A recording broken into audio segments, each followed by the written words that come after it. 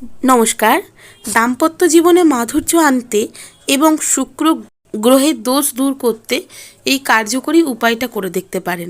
যদি একভাবে দাম্পত্য জীবনে অশান্তি লেগে থাকে, কোনো দিক থেকেই কোনো সমাধান যদি না হয়, সেই অশান্তি দূর করে দাম্পত্য জীবনে মাধুর্য নিয়ে আসবে এই ক্রিয়াটি করতে হবে। যে কোনো পূর্ণিমা দিন করতে পারেন কিংবা শুক্রবার দেখে করতে পারেন। চেষ্টা করবেন প্রতি শুক্রবার করার, তাহলে এটি অত্যন্ত সুফল দেবে।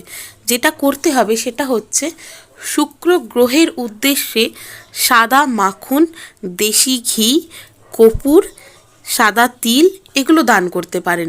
সবগুলো একসাথে দান করার দরকার নেই, যেটি আপনাদের সুবিধার মনে হবে সেটি আপনারা দান করতে পারেন। এইগুলো দান করলে শুক্র গ্রহের যে দোষ, সেই শুক্র দোষ দূর হয় এবং দাম্পত্যে মাধুর্য আসে।